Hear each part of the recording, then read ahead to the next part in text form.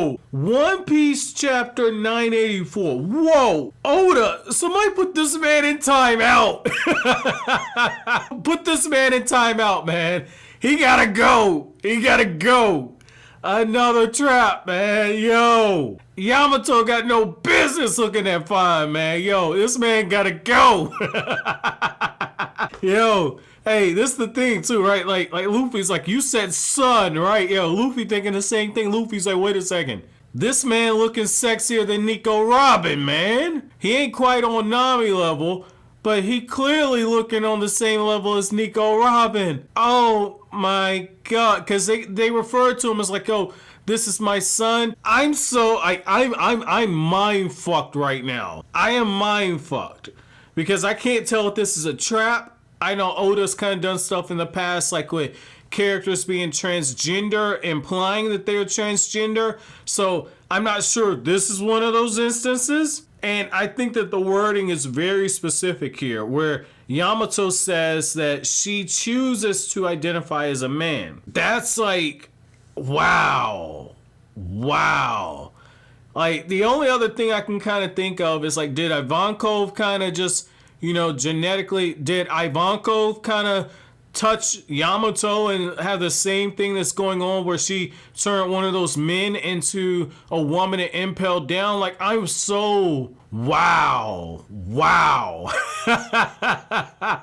Man, Oda gotta go, man. Damn, I'm so shocked right now, man. Let me back up for a second, because, man, I'm telling you, man, if you guys could see me when I'm reading the chapter, I had to get up and walk away when I got to that scene. I'm like, what the fuck is going on here? So I like how the chapter kind of opens up where essentially everybody's looking around. They're like, yo, we gotta go find Yamato. This is part of our duty to Kaido. They're talking about how Yamato's blow actually hurt, and you got the other people that are watching Ulti and Page One say, yo, I can't believe how tough those dinosaur powers are. And I like how, Luffy's just sitting there. He's like, hey, I ain't got no problem fighting you.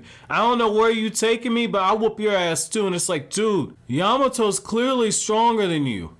Why are you trying to pick a fight right now? And what I like is that Luffy's like, look, I don't know where you're trying to take me. I don't have time to waste with you. Get out of my way. I'm going to kick your ass. And Luffy says, I'll give you 5 seconds to make whatever point you got to make. And Yamato says, like, hey, you're only making remember something that happened in the actual past. And what we end up finding out later on in the chapter is that basically Yamato's reminded of Ace, which, I mean, it makes a lot of sense. Ace and Luffy they're not blood brothers, but they're the closest thing to a brother you can actually get. So it makes sense that, Luffy reminds Yamato of Ace because of how close those two were. And what I also like about this character Yamato is the fact that Yamato essentially was inspired by Oden. And it's so poetic when you look what Oda did here, because you're in a situation where Kaido saw Oden and he was in a situation where he's looking at him, he's like, man, you survived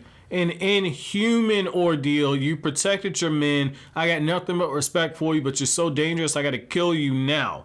And what I like in this moment right here is how, yes, he killed Oden, but Kaido basically gave rise to inspiration inside of his own child, and his own child is potentially going to play a role in actually striking down Kaido. That's so poetic right there. I like what Oda did there. Very good symbolism on that end there. Now, the other thing I'll definitely say is that I thought it was kind of funny to see, Nico Robin and to see Jinbe inside the actual crowd, and how when Orochi's saying like, yo, Oden's wife Toki, she was a witch. She sent her son 20 years into the actual future. He basically appeared in present day Wano. He's out for revenge. You see how this man's just kind of yucking it up in front of everybody. And what I like is the fact that some of the Beast Pirates like, hey, this makes no sense. How's this even possible? You can find little kids with top knots all over Wano.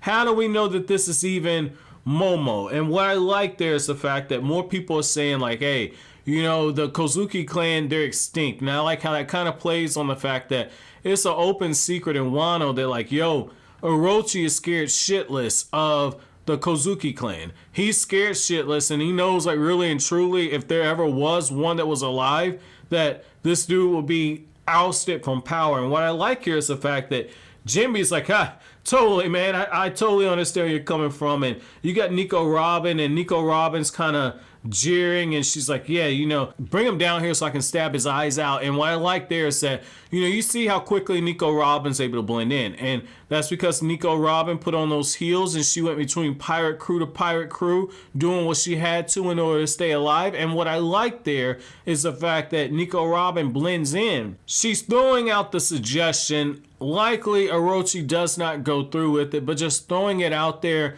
it opens up the door of like, oh, okay, stab his eyes out.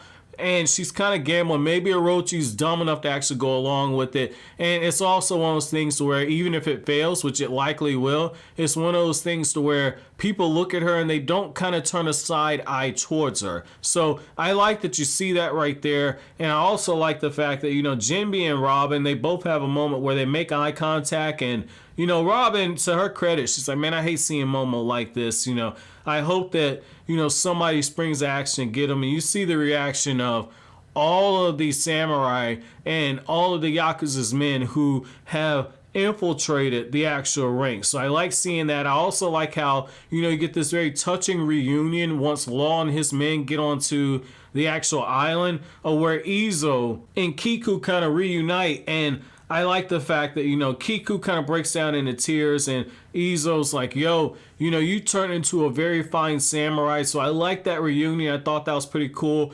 And I'm very interested in the fact that, you know, Kaido shows back up and Big Mom still ain't came to the scene, man. You know, but like Kaido shows up and he says, like, listen, I'm going to tell you guys about the new project. That double page spread of Kaido with all of his men surrounding him, very well done. I particularly like the shot of where Kaido's club is kind of breaking through the actual panel right there. That was really cool, man. That's very nice in terms of a double page spread. And I like how Momo's kind of just sitting there in the actual background suspended. Very nice detail on that end right there. And I also got to say, like, I was a little wrong. I said, like, hey, maybe Kaido don't have any of them to actually kill a kid. Nah, Kaido's like, look, yo, we gonna execute Momo. There ain't no question about this one. But I do like the fact that, like, Oda put a lot into that actual page spread right there.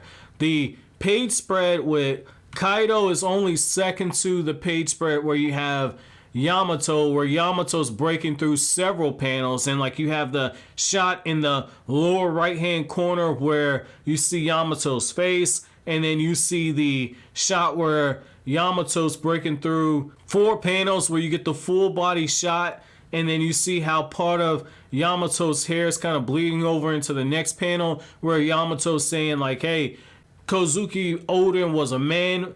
I chose to be a man too. I can tell that you're strong and that you haven't even tried your hardest yet. And you see how this man is just very excited. I like just the way that actual panel was actually set up right there. I'm a huge fan of shots like that. So, I mean, overall, this was good, man. Like I said, this was a trap. But I also like the fact that, you know, Yamato's saying like, hey, there's more to your power. So my thing is, it's like, if Luffy ain't tried his hardest yet, that means that Luffy got a new gear.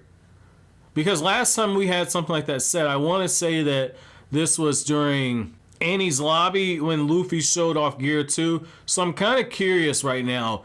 Does Luffy have another technique inside of him, another variation of the gear abilities? And then the second question I have for you guys is, man, how do I refer to Yamato going forward? Do I call Yamato a boy? Do I call him a girl? Is he transgender? Like, break that down for me, man. Because that's like, they ain't no business with Yamato being that damn pretty, man. Damn!